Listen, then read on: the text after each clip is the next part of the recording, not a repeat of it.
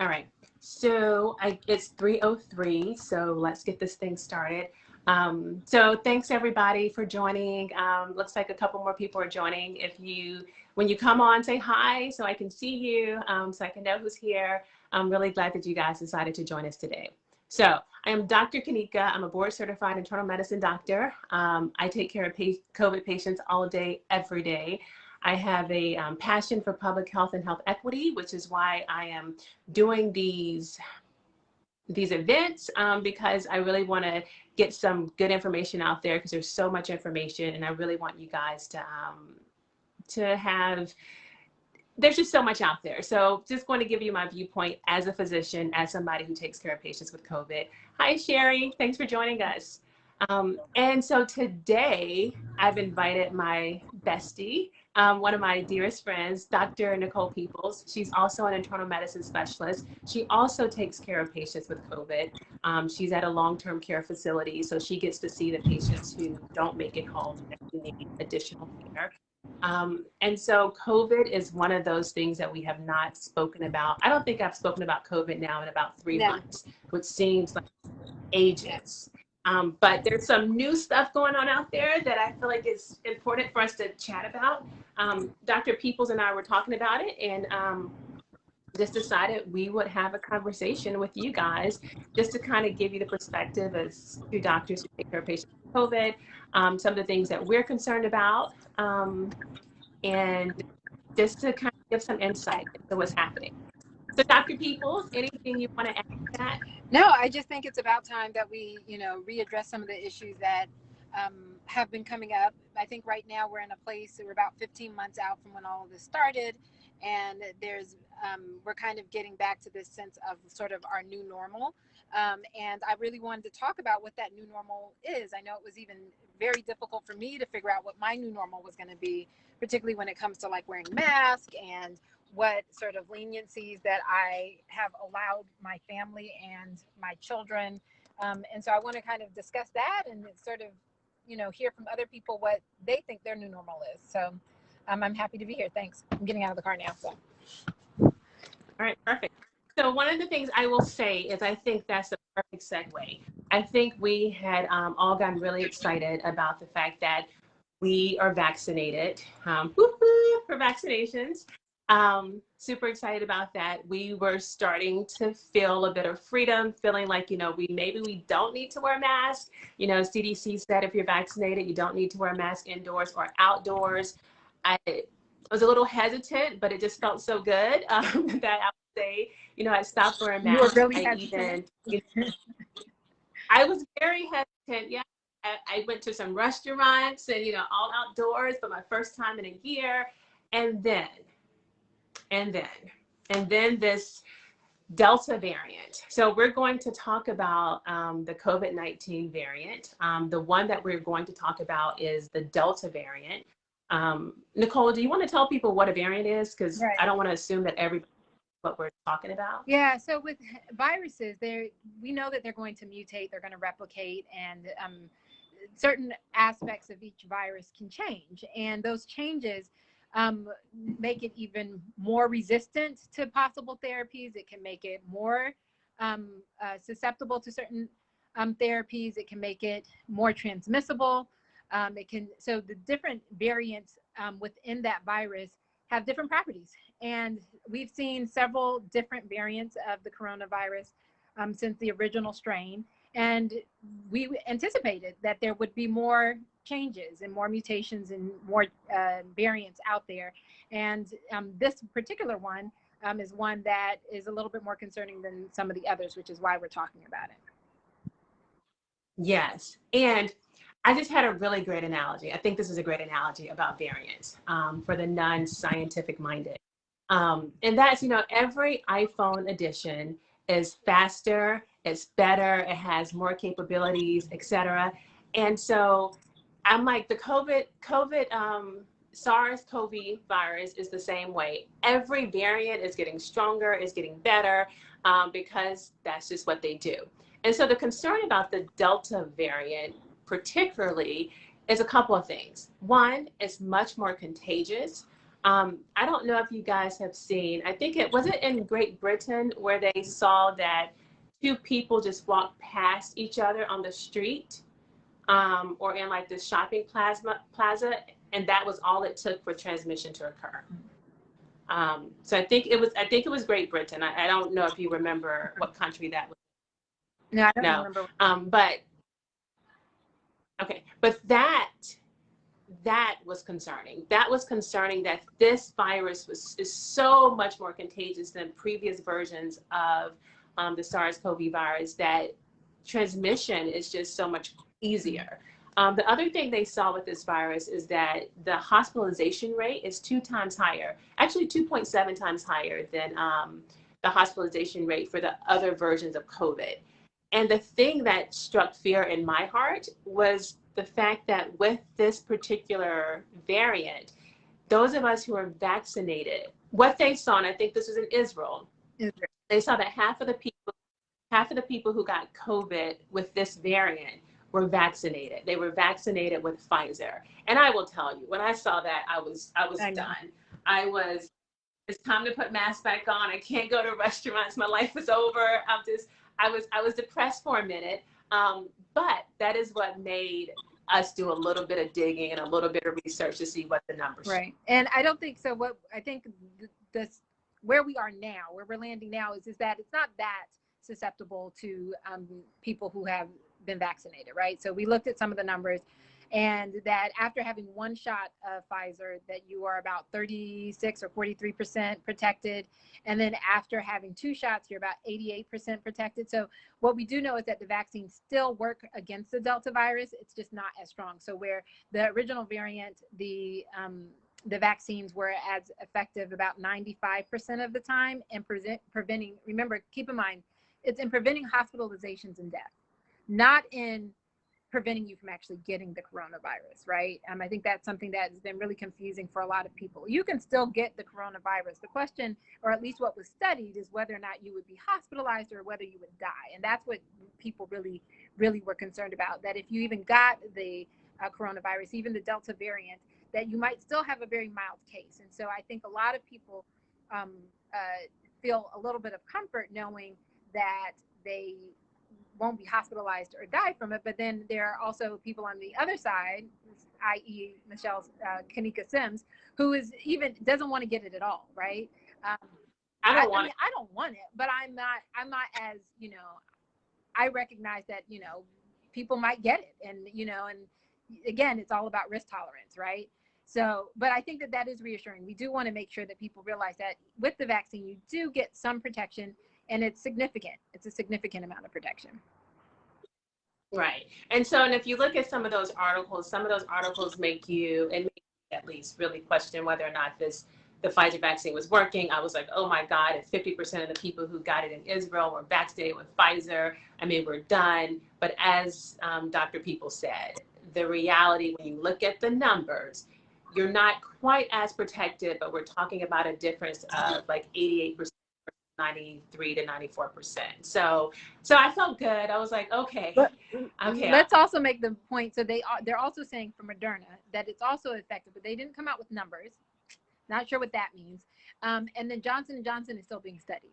So we don't really know the effectiveness of all of the vaccines. We do have a sense that Moderna is as effective as Pfizer for the Delta variant, but Johnson & Johnson is still being studied. So I just thought. Okay, that's a good point. All vaccines are not created equal, in terms of efficacy, and these numbers are only for Pfizer right now. They're assuming that the numbers will be the same or similar for Moderna because mRNA vaccine, just like Pfizer, but it's an assumption, and don't for that yet. So Sherry's asking a question. I'm interested in hearing if the Delta variant is prominent in Georgia yet, and that I do not know. 20%. Is it 20%? Maybe I think 20% in the U.S. And so I think we have 20% of cases, and now I might be getting U.S. versus Georgia, but I think it's 20% in the U.S. are the Delta variant and rising. And it is in all, I think 50 states now. Before it was like in 30 states, and I think it's been expanding, but I think now it's in all 50 states. But here's the thing, it's going to spread. And this is the thing that I keep trying to explain to people when they talk about you trying to think of this as an individual, like every decision you make around coronavirus as an individual. Like, is it in our state? Is it in my city? Is it in my country? The problem here is that this is a global pandemic and that the viruses spread, and they will continue to spread. We'll continue to see numbers rise here as we've seen numbers rise in the UK and all across the country and all across the world. And so my argument is always to err on the side of caution, and not really harp on particularly the numbers in each particular city, although it is important from a public health standpoint. But when you want to think about it as an individual, you really have to think, okay, what sort of universal precautions do I take to prevent myself? Because not only are we concerned about the Delta variant now, but I've always said since the beginning of this, there will be more variants. You don't know when it's going to come. You don't know where it's going to spike up. There will be more pandemics from other viruses, not the coronavirus. And so for me, I've sort of taken this sort of new normal that, masks are going to be something that it's going to be a part of our lives. Masks are, you get to, it's more on a pendulum or on a spectrum now about you can decide when and what are the most appropriate places to wear your mask. I still think we're in a place where I think we don't have to have universal mandates on masks, but I do think that as an individual, that, at least for me, what I'm doing now is that I take a mask with me everywhere I go. And depending on the scenario and the situation, I might put it on even if everybody else has it off. Okay, so I think this is perfect because the next thing I wanted to talk about were masks. So first, let's talk about the CDC guidelines. The CDC guidelines are pretty simple. If you're vaccinated, you don't need to wear a mask, indoors or outdoors. If you're unvaccinated, you should wear a mask. Pretty simple. The World Health Organization, though, they came out with recommendations saying that you should be masked. You should be masked indoors.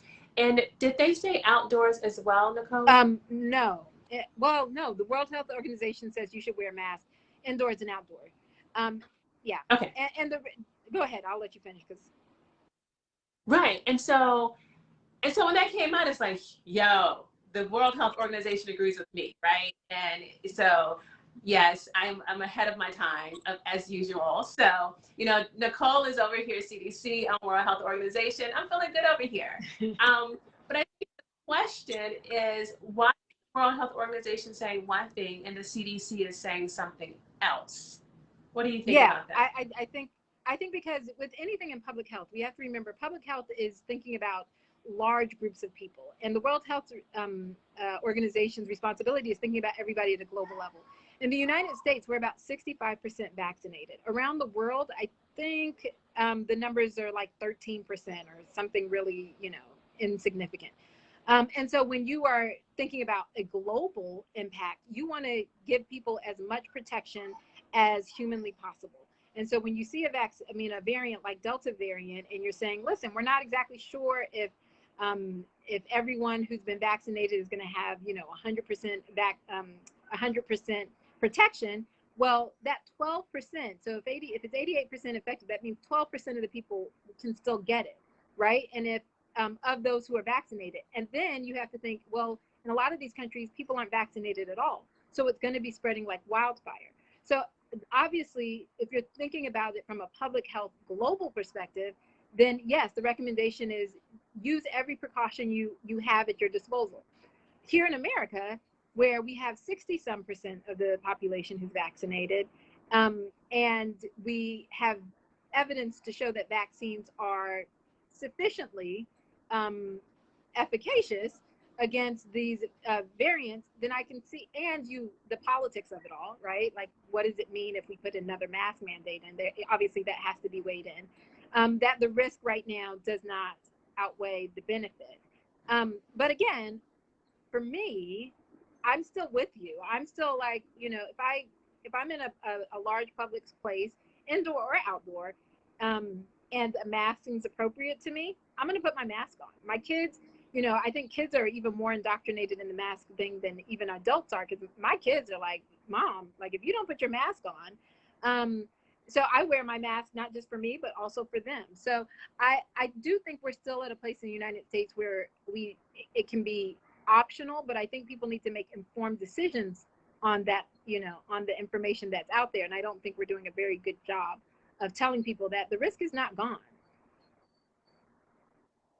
Right. So yeah, and so that was my takeaway. I was like, the World Health Organization is having to make recommendations for the world. And like Dr. People said, the percentage of vaccinations across the world is actually quite low. So their recommendations are for the world. The CDC is for us as Americans. And so that makes sense why the World Health Organization says one thing and the CDC says another. What I will say, though, is I still do feel like we lifted the mask mandate too soon, even here, because the reality is that if you have a child under the age of 12, they are not vaccinated. And so the reminder that the masks were not just to protect us, the masks were to protect others. And so how are we protecting others? And how are we protecting our children who can't be vaccinated? And as Dr. People said, there's still that percentage of people who are vaccinated who will still get COVID. And although they may not get really sick, although they won't be hospitalized because they are vaccinated, they can still spread it. They can spread it to vulnerable populations. And so I think that's something for anybody who's watching this who happens to be vaccinated to have a realization that if you are in that small percentage of people who are vaccinated and get COVID, although you won't get sick, although you're not likely to die, you can still spread it to somebody who's much more vulnerable. So you wear masks for others, not necessarily for yourself. So Nicole, you told us how you're going to move through space now, in terms of the mask. And what I will say is, I actually went to Pont City Market here, and nobody had a mask. And I was like, wait, I'm vaccinated. I don't need on a mask. It felt kind of liberating. But it also felt really strange. And so then I put on my mask because I felt super uncomfortable with it. And then I saw these recommendations and I heard about the Delta variant and I was like, oh no, I should have never taken off my mask. And so for me, I think it's just a reminder that we still need to be cautious. We don't know what that next variant will be. We don't know if that next variant is one that will really, really negatively impact our children, increase hospitalizations in our children, increase illness in our children. So I am of the mindset to be a little bit more cautious. And Sherry, I'm like you. I'm not wiping down groceries. I'm not going to be as paranoid, right? I'm not doing that. But something as basic as wearing a mask, I think I'm back into that place indoors. It's a little bit difficult if I'm taking a walk outdoors. I have not put on a mask. It's just, I haven't. I sometimes feel like I should, but then I'm trying to look at the data and maybe not be as extra as I get accused of being. So not wearing a mask when I go for walks. But if I get different data, if I see different numbers, then that may change too. So I think it brings me to another point. We need to be flexible. Yeah. We need to be, because when the data changes, when the science changes, and because we're getting new variants that come. You want to pay attention, you want to look at, you want to know what's happening. And the benefit that we do have is that all of this stuff happens overseas before it happens here. So we actually have an opportunity to see what's happening in other parts of the world and prepare ourselves before it gets here. And so I sometimes feel like as Americans, it's like we're blindsided. We didn't see it coming. And it's like, why didn't you see it coming? Because we had, a 4-week to 6-week lead time on knowing it was going to come. And so back to Sherry's question about what is the percentage of the variant here, the Delta variant in Georgia. What we know is that it is here, and we know that because it's so contagious and the doubling time is so high, it is going to become the predominant variant here what I read it is saying within the next 4 weeks, it will be the predominant variant here. So. Yeah, and I think that's a good point about, me doing sort of holistic medicine. The idea is it's all about prevention. And like you said, I think a lot of people feel like somehow the mask or recommendations are oppressive or, somehow harmful or sort of politically driven. But I think that's the least political thing you can have. I can understand people who are sketchy on the vaccine. I can understand people who are who even may not even think that the coronavirus is that bad of a disease. But a mask is really, I personally don't see a person who is advocating for generalized wellness, for people who are saying, well, you know, if your immune system is good, you don't need to worry about it. If you're young, you don't have to worry about all the people who I've heard their sort of reasons for not wanting to be vaccinated. That type of person should also be the first person to put on a mask, right? Because that's the type of person who is saying, hey, listen, I don't want to have, you know, a vaccine. I don't want to put something in my body, but you still have a problem putting something on your body, like a mask over your body. So I think for me, you know, the masks are going to be here to stay. Even once coronavirus is gone, I think I've learned my lesson that, you know, we had barely a flu season this year because people were wearing masks. So it's not just about coronavirus. It's about all of the transmissible viruses out there that are airborne or a droplet, and all of the viruses that will eventually come. And that's not a fear tactic. That's just, you know, we live in this earth and the earth has viruses. We got to deal with them. We got to live with them. And if we can live with them with the mask, I think that's the way to go. But there was this one thing that we talked about, and I still want to, you know, dig a little bit deeper, but it's about this idea of, if you get coronavirus now and you're hospitalized, or if you die from coronavirus, that it's preventable. That at this point it's preventable, right? So I think there's still some 16,000 people a day being hospitalized with coronavirus. And I can't remember the number, like 200 and something people who die a day from coronavirus still. That number is significantly down from the 3,000 people a day who were dying back in January.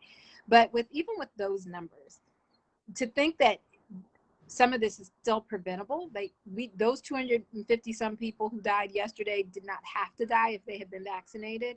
I mean, that is something I think resonates a lot with me, because again, I'm all about prevention. And if it could have been prevented with something as simple as a mask, then let's do that. I would prefer it be with the vaccine, but I understand why people don't want vaccines. But I think, you know, if you're not going to have a vaccine, you absolutely need to have a mask. I think that goes without saying. So let's talk about it. So we're going to keep this. Hey, Catherine, thanks for joining. We're going to keep this to 30 minutes, maybe 35. So we have about 5 to 10 more minutes, but we cannot talk about the Delta variant. We can't talk about COVID. We can't talk about masks without talking about the vaccine. We are so fortunate that we have vaccines that work. And so we need to talk about the fact that, so I'll give you a story. I have 3 brothers. I have 2 brothers who are just not going to get vaccinated for COVID. It's not happening. Whether it's they believe their immune system's strong enough, whether they think it's not really a big deal, or whether the conspiracy theories. But I have another brother who plans to get vaccinated. He just hasn't gotten vaccinated because he's just been too busy, doesn't really have a lot of time. He works as a personal trainer, so he's like forward facing in a gym with lots of people. And he was like, yeah, you know, I'm going to get vaccinated. And so what I want to talk about are to those people who are like, yeah, I'm going to get vaccinated, you know, when I get a second. You need to get vaccinated now, because with this new variant, given how contagious it is, given how the increased likelihood of being hospitalized, with this one, twice as high likelihood of being hospitalized with this new variant. If you were one of those people who just haven't gotten around to getting vaccinated, you need to go get vaccinated now. Vaccines are everywhere. CVS, Walgreens, Publix, all of them. Go to wherever you want to go. They're there and they are free. So I just want to encourage those people to make the time to get vaccinated. There's millions and millions and millions and millions and millions of people have been vaccinated now. I was vaccinated back in December. So I know back in December, January, there were people who were saying I'm just gonna wait. Yeah, you waited. Right? Time's up. Right? I'm gonna wait. I'm gonna wait a little bit longer. And like, okay, the waiting time is done. Waiting is over. Get the vaccine. We know the vaccine is safe. You need to do this to protect you and your family because, as Dr. People said, at this point, anybody who dies from COVID, this was a preventable death. And I think that's the part that is even more heartbreaking for people to still die from COVID. And Nicole, I looked up, I saw that it said if you were vaccinated, your risk of death from COVID is 0.00003%. So for anybody who that was too many numbers, your risk is less than 1% of dying from COVID. Yeah. And I think it's important for people to realize that when we talk about, particularly for the people who don't want to get vaccinated, what's the risk and the benefit of getting vaccinated? Well, even if you don't feel like you're a person who's high at risk, I can tell you, me and Dr. Sims have both taken care of patients we would not have thought would have gotten COVID and they passed away. Or they were left with serious adverse effects. So you don't know where you really are on that spectrum. I've had people who've been healthy all their lives, never got vaccinations. And even when I offer them the vaccine in the hospital, even after being on a ventilator for 3 months, I still have people who will refuse the vaccine.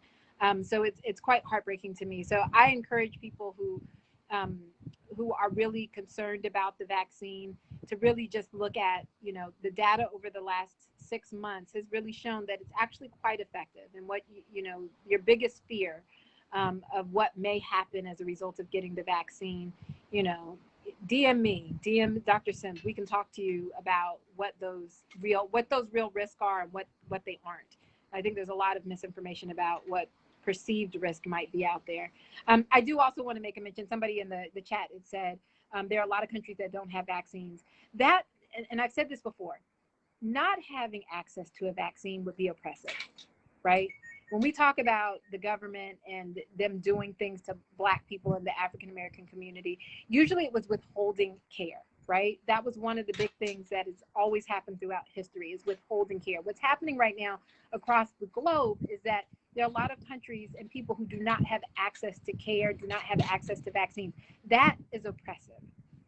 Being in America, where we have access to the one thing that could prevent us from not only dying or having some adverse effect or spreading it to our families, that is a privilege.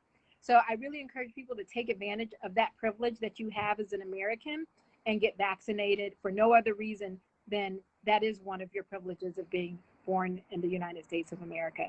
And it is not oppressive that, we have access to it. It's the people all around the country, of the world, who don't have access that my heart is going out for, because we're going to see their death tolls continue to rise.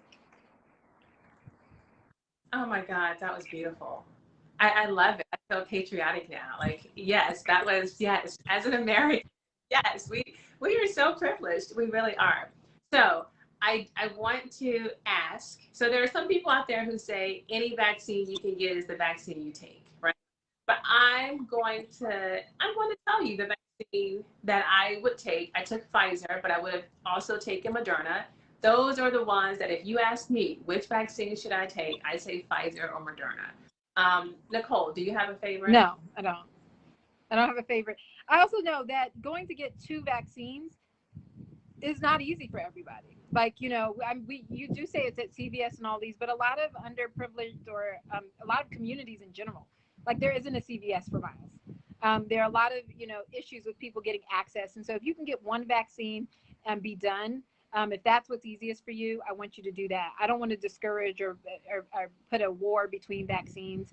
I think at this point, I think the efficacy amongst vaccines are, sufficiently equal. And right now, given that we may in fact need at some point boosters, we might actually need additional vaccines in the future. Right now, get the one that you can get. I've had people who've argued me down about, well, I'm going to get this one and that one. Like, we're wasting time. You could have been vaccinated already. All right. Point taken. So we're going to wrap this up. I just wanted to say a couple takeaway points, and I think we said it over and over. Dr. Yvette, right? Good point. Some people don't have transportation too. So you're right, Dr. Peoples. Whatever you can get, if it's Johnson & Johnson, it's one shot, one done. So I have no argument against that. So I just wanted to say, one, takeaway points: wear masks to protect others, even if you're not concerned about protecting yourself. Remember that we have children out here, 12 and under cannot get vaccinated, so let's protect our babies. I would also say, when it comes to COVID, and we won't belabor the point, but even if you get COVID and you recover from it, we don't know what the long-term health effects are. And some people are having some pretty significant long-term effects. And maybe that's something we can talk about another time, Dr. Because I feel like those people aren't being seen, they aren't being heard right now. And so maybe highlighting some of that would be important.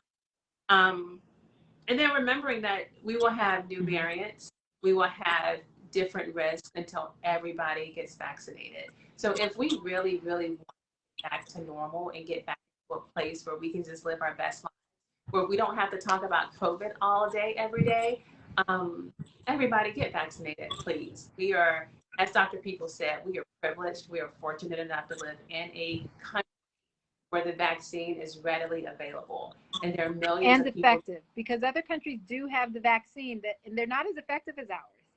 So that's another reason to just think about. The World Health Organization makes recommendation for masking is because some of these other countries' vaccines aren't as effective as ours.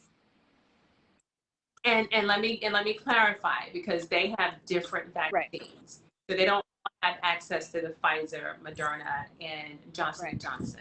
And so, I mean, we're really fortunate. So anything you want to say before we, Dr. Nope, Peoples? I think you said it all. All right. So, well, this was fun. Thank you for joining me. It's always more fun to do something like this, with someone versus by myself. And then I also feel like the value here, like, they're both physicians, but we have viewpoints, different opinions on certain things. And so I think it's really helpful for people to hear some different viewpoints and different perspectives. So thank you for joining. And anybody, you can find me on all the social media sites at Dr. Kanika Sims, MD. That's DrKanika Sims, MD, on all of the sites. And if they wanted to find you, Dr. Peoples, where can they find you? Oh, they don't have to find me. I'll find you. No, you can find me at Dr. Nicole Peoples if you were so inclined.